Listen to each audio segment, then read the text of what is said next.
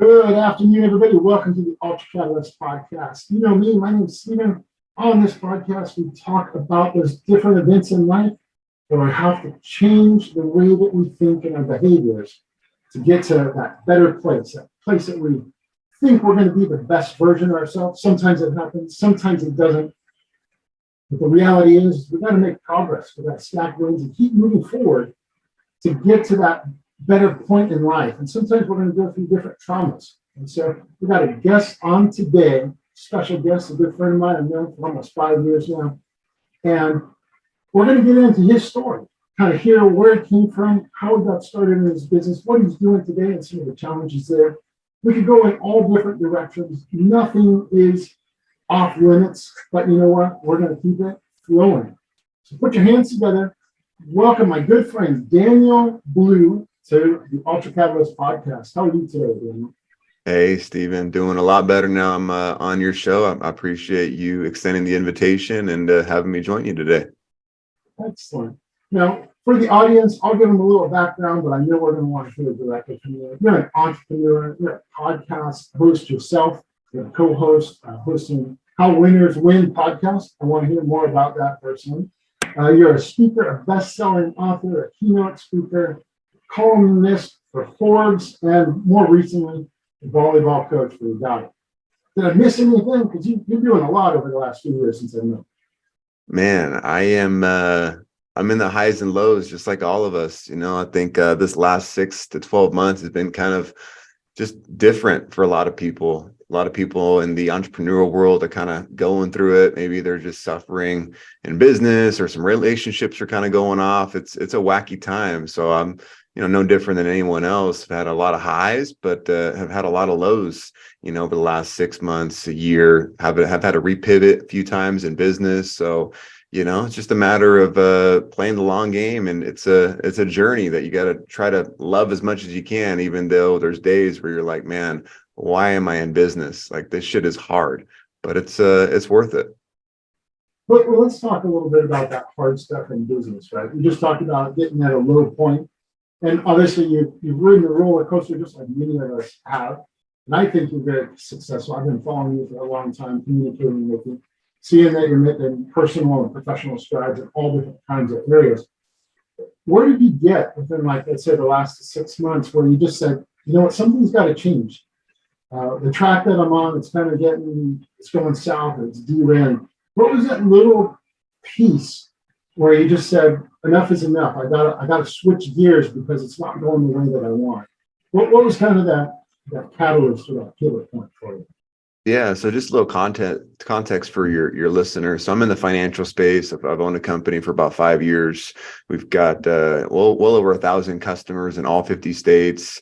Probably have about $50 million under our umbrella, so to speak, in terms of helping people with their self-directed retirement account. So, we've got a great track record. I've helped a lot of people over the years, but we've experienced just some, I think some of your listeners can relate to this, because I know you just crush ultra runs, and, you're just a high level athlete. In running, I like to call it fuckery, right? So, Okay. I talked about, I did a 50-mile run last year, and I hit the fuckery at mile 18.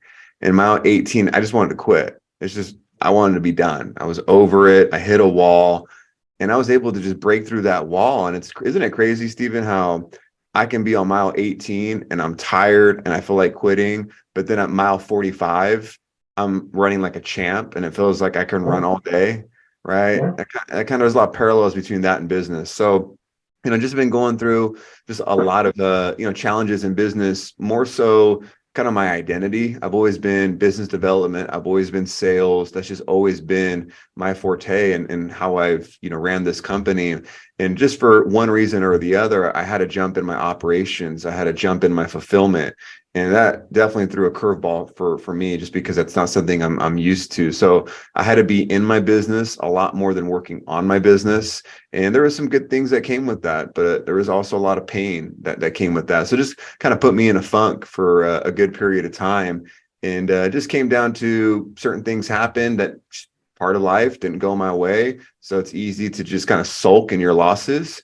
And I stopped running, stopped working out, and I thought, I got to stop feeling sorry for myself and just get back at it. this is not who I am. So I think all of us have been knocked down, right? So it's just a matter of how long are you going to stay down, and how long is it going to take for you to come back up with a vengeance, right? You could fall down and then get back up because that's what your mom taught you, or you can fall down and get back up because you know that's what you should be doing.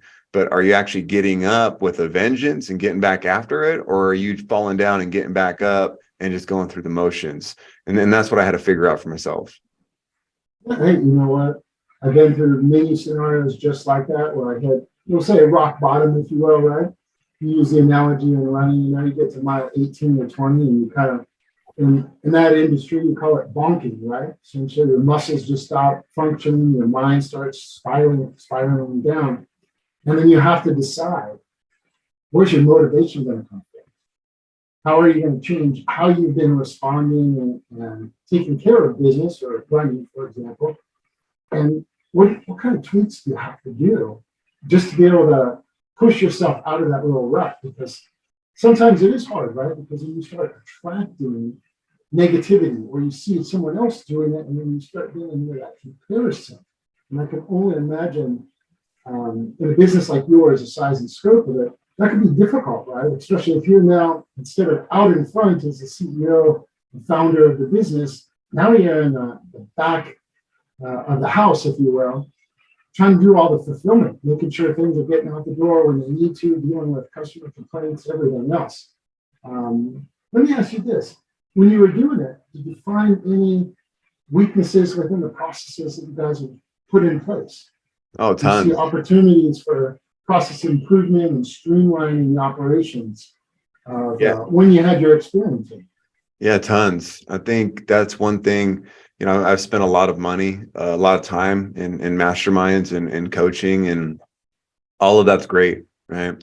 But I do think there is that slippery slope of we're constantly being told by successful people that are in their right, very, very wealthy and have a lot of knowledge, and they're preaching facts and they have the evidence to back it up. So I'm not here to discredit them, but it's just really easy for someone to take the advice of you need to work on your business and not in your business. And that sounds great. It's so true. That's how you scale. That's how you can grow. Absolutely. However, if you're not working in your business, then there are some things that you're going to miss out. And just looking back, I always worked on my business, and I didn't work necessarily in my business when it came to my operations and my processing.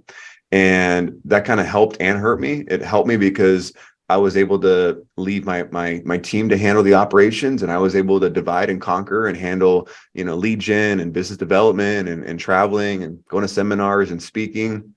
But it's hard to hold somebody accountable if you don't know exactly what their day-to-day looks like. If you don't know how long it takes to complete process A, you don't know how much energy it takes to complete process B. And if you don't know some of those things in your business and you're paying somebody to manage that for you, it's really easy to not catch things. It's really easy to not hold people accountable. So going back to your question, yeah, there's a lot of great things that came from it. There were some headaches, absolutely. But now that I was immersed in my business, I thought, oh, wow, like I had no idea we were doing it this way. Like, why are we doing it this way?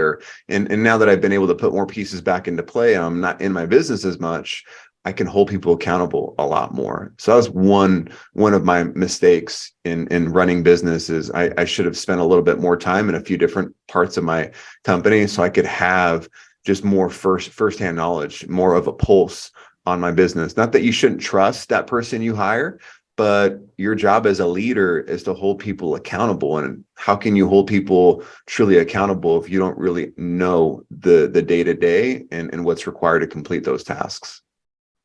You know what, that makes perfect sense. So I'm an entrepreneur, right? I work for a company. We do all kinds of awesome things for our customers, right? We protect people. We're a cybersecurity company. And in my role, I'm a project and program manager. So I look at systems and processes all day long. And the neatest thing about some of the leaders that I work with is they will actually immerse themselves in the process. Now, are they going to get out there and press the ones and zeros and do all this stuff to make sure all the processes work? Sometimes, yeah, but they're going to get in and they're going to look at it from a different angle. And just like you mentioned, what you've already implemented, is they're going to see where they could actually streamline some of that operations. Hey, why are we doing X, Y, and Z that takes us this long? What can we do to quote unquote automate it or reduce the manual effort?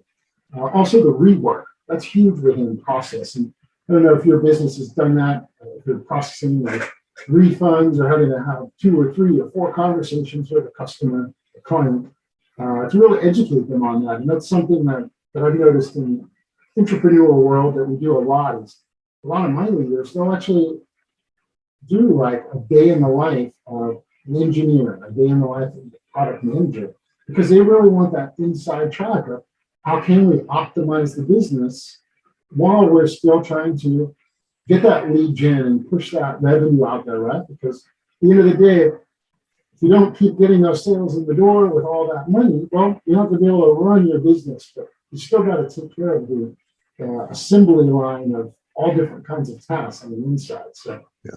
I definitely feel for the things that you had to go through and kind of learn about your business. Man. Yeah, that's part of the journey, right? So it's sometimes it takes some of those couple steps back where you lose something, you lose some revenue, you lose some time, but as long as you gain some experiences and wisdom, so you don't make the same mistakes again, that's really all that matters. Yeah. Now, let me ask you this. After you went through this, have you been recognizing a lot of your employees, the ones that have been doing the job or maybe now are adjusting what they're doing, to make sure that they're part of the changes that you just implemented? Yeah, that's one thing that has allowed us, I really think, to just keep going despite a lot of the curveballs that have been thrown our way. You know, we've gone through some landmines together as a team. So that's one really good thing that has helped us is just being radically transparent with the team and just knowing, hey, these are the risks that we have in our business, and this is what really could derail us and really hurt all of us. And these are the good things that are happening, and these are the things that are the risks and what we need to be weary about. So I'm a big believer of just being transparent with people. I used to run my business a different way, and it just came from habits I learned from other people that weren't really the right habits. It was something that was taught to me, which was, you really don't want to tell your team everything. Not that you're there to lie to them, but you as the leader should be taking on the stress. You as the leader should not be saying things to worry your team members. You want them in a good headspace. You want them performing well. So you don't want to tell them bad news, right? You don't want to worry them, right? And that's something that actually kind of works the opposite way. If you have the right people and you tell them, hey, this is exactly where we're at, this is where we're trying to go, and these are the things that are going to hold us back from getting there, man, your team actually is probably going to come up with better ideas, better solutions than you can think of. And if you don't include them on some of those bad news, those items that aren't really fun to talk about, then you're not going to get that help. And then they're going to find out down the road, and then they're not going to trust you because they're going to think, well, man, I've been here for a long time. I go to bat for this company. Why couldn't you have told me this 6 months ago? Why didn't you tell me this a year ago? And then you're telling them, well, I didn't want to worry you. It's just not a good look, right? So, those are some things that I've learned from over the years to kind of help us keep together as a unit and keep that good togetherness. Yeah, that's awesome. That's how I run my team at the company as well. It's just transparency and really getting everybody to share their ideas, right? It's really about that, so employee empowerment, if you will, right? Where they have a voice in the direction that we're going in. And you're absolutely right. They should know what kind of hiccups and challenges are in front of them, because sometimes those people that are working on that, let's say the ground level, not to diminish anybody's role within the company, but they're going to have insights that you at the top might not even have or might not even be aware of. So getting them to share their thoughts and recommend improvements is key just for that culture, right? That's what we're really talking about is a culture inside the company. For sure. Hats off to you, brother. That's awesome. Well, it sounds like you've made quite a bit of stride in the last 6 to 7 months. You're smiling a lot more. I can tell the passion when you talk about it. So the business is now back on track and starting to grow even more now, isn't it? And we're definitely going in a better direction, right? There's still some improvements that need to be made. We're still in the storm. I'm not going to sugarcoat it, but ultimately it's just a matter of just kind of changing course and just better equipping the ship. So then that way, when the storms keep hitting, you can, keep chartering forward. Excellent, man. Excellent. We'll switch to another subject. So you talked a little bit about running and your analogy to business. I want to get back to your previous running adventures last year. So I know you just one day said, I'm going to go out and run. And we saw you running on the Vegas Strip, right? Because you live right in that area. And then you went out and you ran, I think it was like, 32 miler out in the desert or something like that. And then off to a 50 miler. Can you tell us, kind of take us through your journey of how you got into running and you just decided to get out there and put your own physical power into a new activity like running? Yeah, something about me, I've always been up for a challenge, and I've always worked out my whole life. So, lifting in the gym has been something I've always done, and I've been pretty decently strong in the gym, but I never really took on running. And last summer, I had a buddy of mine that told me, he said, "Hey, I'm going to turn 38 years old." This is on June 3rd of last year. He says, "Hey, in 6 weeks, I'm going to turn 38 years old. To celebrate on my birthday, I'm going to go on a 38-mile run." And I knew he wasn't like this huge runner. So I'm thinking, man, if you could do it, shoot, like I want to do it too. And he was further along in his running journey than I was. But I felt like I could still obtain the same goal that he was going to, shoot for. And he's a good friend of mine, and we're pretty competitive. So I thought, well, dude, if you're going to do it, I'm going to do it too. So basically from that point on, I had 6 weeks to train. And I remember that day we actually ran 3 miles on my birthday, and might have been actually two or 3 miles. It was in Dallas. It was really humid. And I was dying, man. Like, it was just a really hard run. And I was just like, man, I don't know how I'm going to run 38 miles 6 weeks from now, but I'm going to figure it out. So I got back home, and I basically just kind of took on the mindset of I'm going to run far and I'm going to lift heavy. So I stayed in the gym. I stayed, squatting a lot, lifting a lot, but then also incorporating some running, and ran probably 3-4 times a week. And every week I kind of upped my mileage. I remember there was a run, probably my furthest run up until the 38-mile run. I ran a 22-mile run in like the first part of July. And I remember I hit a wall at mile 20, and I started cramping up in both of my legs. It's like 90 degrees. It was really hot in Vegas. I had to call my wife. I said, "Hey, babe, can you come pick me up? I'm cramping. Like I'm dying. Can you come get me?" So she picked me up. So that was like the furthest I ran at that point. So I got a little worried going into the run, but I was still feeling confident, and we ended up running the run midnight, middle of July, and so hot you have to run, at that time just to avoid the heat, right? So we started our run at midnight, and I ended up getting to 38 miles, and I think I finished the 38 miles like in 9 hours, something like that. We didn't walk too much. We had a decent pace. And I was like, man, I'm at 38 miles. I might as well run 2 more miles. Like, I want to touch 40. I'm right here. So I ended up finishing, and I ran 40 miles. So yeah, some people, laugh at me. They're like, dude, you never even ran a marathon. You just went all the way to 40. And yeah, up until that day, I ran 40 miles. I never ran a marathon. I just wasn't a runner. Then I just kind of got addicted to it. I ended up just doing just a bunch of more ultra runs, just a bunch of more 30, 35-mile runs. And it wasn't anything like registered races. It was just like me and a buddy just meeting up at 3 a.m. and just running our own race. Like, hey, let's just run through the strip. We would just kind of map out our own runs. And then, I did a 50-mile run last September.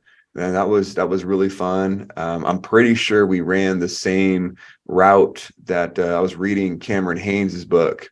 He's a badass runner, badass hunter.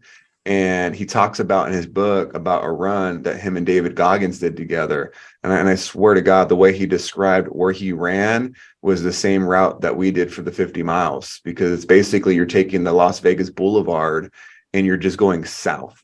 So not north where all the hotels are, but south. And it just takes you to the middle of nowhere. And we ended up running 50 miles like in 10 or 11 hours. And yeah, it's been a lot of fun. I had goals to do a 100-mile run.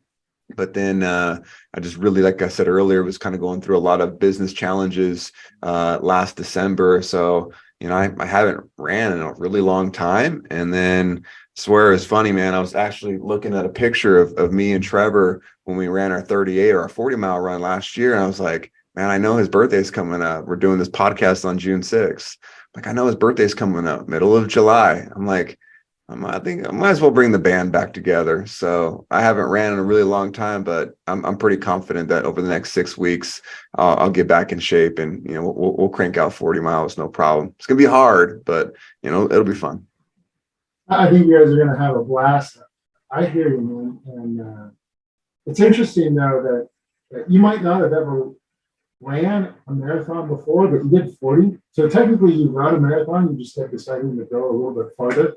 Um, like you, I started a few years ago and just got hooked. And now I kind of find myself running. There's some months where I don't run a lot. Some months I'm more in the gym. But like you, I got those long, far dreams of just doing these long ass ultras, right? And I think that's pretty amazing, though. Within 6 weeks, you're able to go from not really feeling it in 2-3 miles to being able to run 40 miles, especially when it's like 80 plus degrees, even if it's at 3, 4, 5 in the morning in the Vegas heat. That's no joke, especially in July. That's just hot.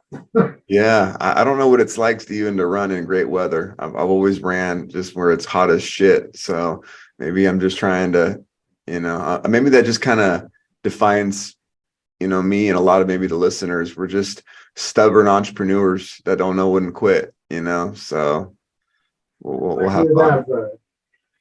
I hear that. I know that for my running, I did, what was it? I think first year at 75 hard. I got used to doing Andy Frisella's program, and I didn't give a shit about the weather, right? And so I found myself when it's raining, when it's hot as fuck, when there's flooding in the streets, right? And then after a while, I was just laughing, regardless of what the weather is, right? And I think it was David Goggins that said something like, maybe it was in his first book, it was, I wish it was harder. And he's going through like complete hell, right? And it's funny because my very first marathon, I went in with my brother a few years ago. It was in Santa Cruz, and it was an epic storm. It started raining at 6 in the morning. We had flooding, hail, lightning, thunder, and it got worse as the day went on. And I kid you not, we're about halfway, and we're just looking at each other, completely laughing, and everybody else is miserable. And here we are, just two freaking idiots running in a marathon where it's just complete chaos and just nasty outside. And we're like, oh, this isn't even that hard. This isn't hard at all. And then we decided, I kid you not, after the race, to go sign up for an Ironman event. Didn't own a bike, didn't own a wetsuit, don't even know what a freaking Ironman is. And we had 9 weeks to train for it. And believe me, I didn't spend 9 weeks training for an Ironman. So I know if you were to go into like a triathlon, just based on your work ethic, you'd probably be able to go knock that out pretty quick, whether if it was 3 weeks or 6 weeks or 9 weeks, whatever. Man, I'm inspired by just your story of how fast you picked up running and how far you've gone. Yeah, much respect. I've never done an Ironman, so you're definitely someone I look up to in the ultra space, just pushing the body to the limits. So it's respect. I mean, it's I don't even know how I got into it. I just I don't know. Things weren't going the way I wanted them to. Had gotten sober and said, let's just go out and keep pushing ourselves like we've never done before. And this year, I don't know what, in 3 weeks, we hit 5 years sober. And we're going to attempt to do 3 or more hundreds this year, starting with the first one at the end of July. So Yeah. we're just trying to set the bar even higher for us. The reason, still unknown. Yeah.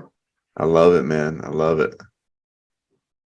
Awesome, man. So I got to get out to Vegas, man. I'd love to run with you and a bunch of other folks out there. It's been a while Yeah. since I've seen you all in person.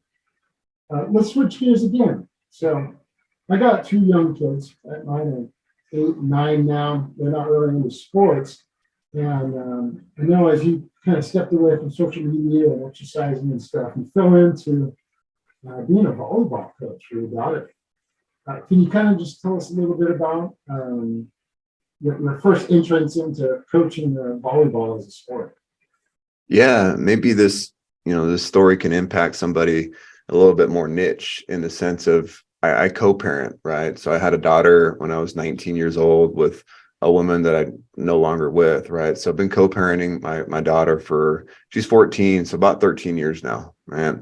Co-parenting's hard, right? Like I only have one daughter, one kid. I don't know what it's like to, have a child and not have to share them, right? Like they're with you all the time. You can influence them all of the time. I don't know what that's like. So the step parents out there, the parents that can co-parent and do it really well, kudos to you because it's not easy, right? So my daughter, she's just someone that never liked sports, and I've had her a lot more over the last probably 3-4 years, where she's with me most of the time. She sees her mom, maybe 1 or 2 weekends a month. So we have her a lot, my wife and I. So I was hoping now that I have her in my life a lot more that she could take a liking to sports. So we tried everything, Stephen. We tried gymnastics, ballet, soccer, swimming, like literally everything, and nothing stuck. And I just remember thinking, well, man, maybe sports just not for her. She likes to play piano. She likes arts and crafts. So I'm thinking, okay, that's her jam. Like, okay, cool. I support it. Right. So this was December of last year. She approaches me. She's like, "Hey, Dad, me and my friend Sarah, we want to sign up for a volleyball league. Can you sign me up?" I was like, "Man, hell yeah! Like, I don't know anything about volleyball, but let's do it. Like, I don't care if you wanted to, compete in underwater basket weaving. Like, let's get you into something." So sign her up on the spot, and we're supposed to hear back from the league and her coach when practice starts because the season starts in January. We're like 2 weeks out from her first game and we haven't heard anything. Like, man, that's not a good start. This is a city league, right? A recreation league. So I call the league, say, "Hey, man, I've not heard from, you guys, like, her coach, when's practice?" He's like, "Shoot, man." He's like, "I got bad news. We don't have a coach for your team. And if we can't find a coach, we're going to have to dismantle the team. There's not going to be a team." So, well, my daughter go on a different team? He's like, "No, they're all full." It's like, "Man, so you guys have no coach, like no candidates?" He's like, "No." I was like, "Fuck it. Like, I'll be a coach." And he's like, "Okay, cool." I've never played volleyball in my life, Stephen. Like, I never even played it. I've never even played it in PE. Right. So I don't know anything about volleyball. But if I was going to tell my daughter, like, "Hey, the one time that you're going to sign up for a sport, an actual, like, a team, and I got to tell you, it's not going to happen because there's not a coach. Like, I'm not going to let that happen." So, I sign up for a coach. And between a lot of YouTube and some really good friends that have played volleyball, and I was able to figure it out. And it was really, really special, hanging out with my daughter. And, so how old are your kids again, Stephen? 8 and 9. Okay, you're still in your prime, boy or girl, or boys? Both. One Okay, of each. so you're gonna be fucked when your daughter turns like 11. Like once they, yeah, once they Thanks, turn, Daniel. yeah, once they turn around 11, man, it really changes. Maybe it could be 10 or 12. For you, just kind of depends on their maturity. But that's when they want to just be around their friends. That's when, like, you're an afterthought, right? I don't know what it's like about boys, since I don't have a boy, I just have a girl. So, I went from really never hanging out with my daughter just because, she just changed, to all of a sudden, we're hanging out all the time. She wants to play volleyball with me. And it's just been really, really cool. I had no idea how much I enjoyed coaching. Coaching kids has been something that's been, I feel like it's a calling for me. It's a passion. So we finished one season. We did that. We just finished our last season a couple weeks ago. And I'm just so damn competitive. I can't coach recreation anymore. Like, it's really, really hard because I just love to compete, and recreation is just a little too, like, it's just really hard to just, all you can do is be like, "Hey, good job, nice try. You'll do better next time." And you can't really coach them that hard, right? Is recreation more Is that like after school pickup type things with like No, I mean friends of it's a league. There's jerseys, Okay. it's scheduled. It's just everyone has to play, and it doesn't matter Okay. how bad or good you are. Everyone has to play the same, and you really can't be too hard on the kids. Not that I'm like this drill sergeant, but I want these kids to get better. I really want to push Yeah. them, and that requires to just go to a different level, just leveling Yeah. up, when just more competitive. So I started playing volleyball with a group of adults. Like I'm in an adult league just because I feel like if I can learn the sport more and play, I could be a better coach. So I've been leveling up my play, and we're going to be having our third season in the next couple weeks, and we're jumping in the competitive space. I expect us to get our ass kicked just because we're new, but we're gonna have some fun. So it's been something that's helped me get through the last 6 months. Just having something really really good to focus on. I think it's really easy when you're in a funk to lean on maybe alcohol or Yeah. smoking weed or hanging out with people you shouldn't hang out. So I advise you guys find some kind of outlet, right? It could be running like Steven, it could be the gym, it could be playing solitaire with your grandma, like whatever it is, just like something that nourishes the soul, that's good for you, and something to take your mind off of the day-to-day chaos, and volleyball has been that for me for the last 6 months. Yeah, that's fantastic. What you said is really resonating with me, right? So a few years ago, I wasn't really there for my kids. They might have been in the same house, but I was in a different world mentally. We're not coming home after the bar. And then it dawned on me, like, you know what, they're only going to be this age for so long. And then, like you said, they're both going to come to a point in time where they don't want to be around you, right? They want to Yeah. go experience their own life. They want to check out what their friends are doing or go explore. And a few years ago when I got sober, and now it's like a point like, hey, I'm going to go out and get to know them. We're going to go on different field trips. We're going to do all kinds of things. And they're really living it up. I mean, now it's like I don't have enough time to just sit and scroll and do absolutely nothing, right? Like the kids are going to see me and they're going to go, "Hey, Dad, let's go do this. Dad, let's go do this," right? And just like the passion that you had, I'm starting to see that in my kids now with myself. Just like, you know what, I am going to show up because, hey, I'm here. They're mine, and if I don't put in the work now, who knows what they're going to be like when they get to teenagers or adults, right? And the reality is maybe I'm not going to be there to help solve their problem, right? So I got to do whatever I can to give them the tools and the resources and just the mindset that they could conquer life's challenges. Because, like you said in the opening, it's a freaking roller coaster. Things Yeah. are going to go up, they're going to go down, and you got to be able to navigate it the best. And when you're in the dumps and it's dark, that's when you got to rely on the things that matter the most, right? Family. And, Yeah. I commend you, man. That's fantastic. I've never played volleyball either, and my kids, I don't think they're that athletic right now. They hate going outside because it's fucking hot. And Yeah. there's a shitload of bugs here. But I know one day they're going to want to go out there, whether if it's working out in the gym, maybe running with me. And I can't wait for that opportunity. Yeah, for It's sure. going to be magical. It's going to be magical. Dude, man, this is rock solid, bro. I'm glad you're in a great space now, and we're starting to dominate like you were before, like when I first met you, and sky's the limit. Yeah, it's just it's crazy, this journey of life, a lot of ups, a lot of downs. Can't stay too high, can't stay too low. I think no matter who you look up to, right? Whether it's Elon Musk or, Bill Gates, Warren Buffett, Michael Jordan, whoever you look up to, they don't have it all figured out, right? There's going to be something that they're lacking. It could be their spirituality, it could be their finances, it could be their relationships, it could be their personal health, it could be their business. And very few times in your own personal life are you humming in all of those areas, right? So I think it's just important to recognize that's just part of life. There's seasons where business is going to be tough. There's seasons where your personal life is going to be tough, and you just got to focus on what you can control, and just be able to make the right choices to make adjustments to fix what's broken. Good. That's so powerful. Let me add on and ask you this: two things. Did you rely on anybody else to help you through? Whether that was a mentor, maybe your wife, maybe it was a higher power, God, if you're spiritual, anything like that. Um, who did you look to when you were in some of these darkest moments recently for inspiration to say, hey, I got to pull myself out? Or did you look at anybody other than yourself in the mirror?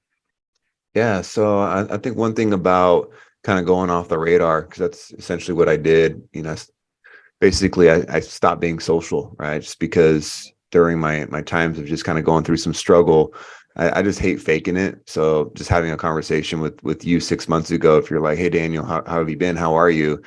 Like, yeah, I'm doing shitty. How are you? Right. So it's like, man, I don't want to talk to anybody right now. Right. Like, let me just talk to my wife, talk to my kid, and that's it. And let me just, focus on, being happy with what I have and being grateful and just limiting the noise and just focusing on what I can control.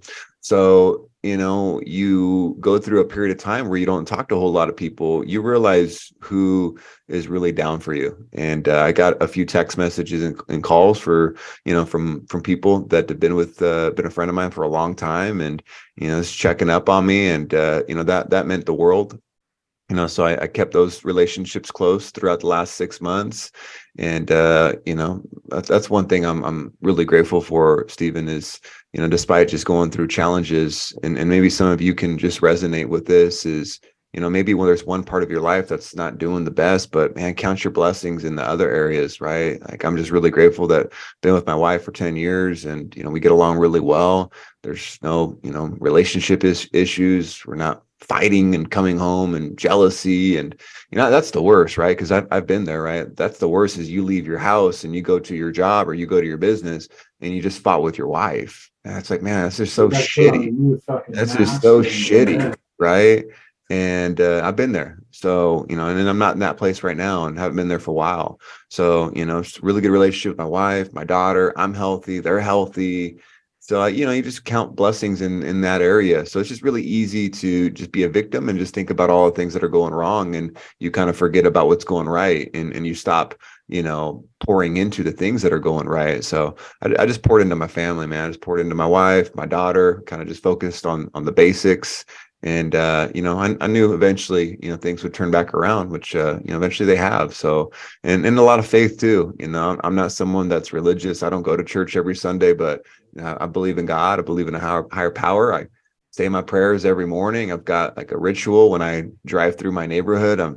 I live in Vegas, right? And I live in this neighborhood where they have it's on a golf course, and I see nothing but green. I see palm trees. I see, grass, and that's a rarity here in Vegas, right? So I've got a little ritual where I get out of my house and I drive through my community before I hit the main road. I just that's where I say my prayers, right? And just really grateful that I can see the trees, I can hear the birds, I can feel the wind, I can see the sun, right? So just focusing on the basics, and then the rest is gravy. That's phenomenal. I do something very similar, my ritual, because I've been in Houston for what, year and a half now. And when people ask, like, how do you like it? I'm like, dude, I love it. Because literally, I live in almost like a forest area. And everything's brand new. And the kids are thriving. My wife's thriving. I'm thriving. Uh, Friendships are thriving. Fitness. I mean, I just can't complain anymore. You know, I think a few years ago, like you said, I would have just bitched and complained, and nobody would want to be around me anyways. And Yeah. now I don't have a lot of time to bitch and complain because uh, the only time you have is right now. Anything that happened yesterday is a few minutes, a few hours ago, a few days, weeks, months, years. And the sky's the limit. Yeah. Amen. Amen. That's beautiful, man. Well, man, I've had the biggest pleasure chatting with you. I've looked up to you for a long time. Everything that you're doing, you're just someone that, and I'm like, dude, this guy's always on fire. He's rock solid. Even when you're going through tough times, man, I'm still thinking about you. That's why I reached out a few months ago. And I want to see where you're at. I was like, where did this dude go? I've been following his journey. Some of it is pushing me to become a better runner and do better things. And I just want to say thanks for coming on, man. You're really an inspiration to me. And it goes both ways, Stephen. I appreciate our friendship, and you invited me on your platform. Much appreciated. Most definitely. But lastly, if people want to reach out to you, they want to get a little more information about Quest Education or how Winners Win podcast, where could they reach out to find you? Yeah, best place. So basically what we do is we help people access their 401ks and IRAs penalty and tax free. So they could use that money to maybe fund a business or, invest in real estate or pay off high interest rate credit card debt. As you mentioned earlier, I am an author. I wrote a book that teaches people how to do all of this. So for your audience, they can get their hands on a free copy. We can ship them out a copy, or they can get the ebook. It's danielblue.me/book. So it's danielblue.me/book. So if the idea of accessing your retirement account penalty and tax-free appeals to you, you can go to that site, fill out some information, and get that book sent to you. Awesome, Daniel. Once again, I really appreciate you coming on the Ultra Catalyst podcast today. We'll publish this in a few weeks. But man, I know we're going to catch up. I got to get out to Vegas, put some miles on our shoes, get out there and see y'all. It's been quite some time, brother. Let's do it, brother. Let's do it. Thanks for coming on today. Well, folks, once again, we've had an awesome guest on the Ultra Catalyst podcast, my buddy Daniel Blue. Go out, check him out. I know you're going to have questions about your retirement funds, or maybe you want to learn about fitness, volleyball, and even listen to his podcast. Check all of his information out. We'll be in the speaker notes below. Once again, if you do have any questions, hit like, share this episode with all your friends and family, and reach out. We're happy to help you with anything that you need. Take care, everyone.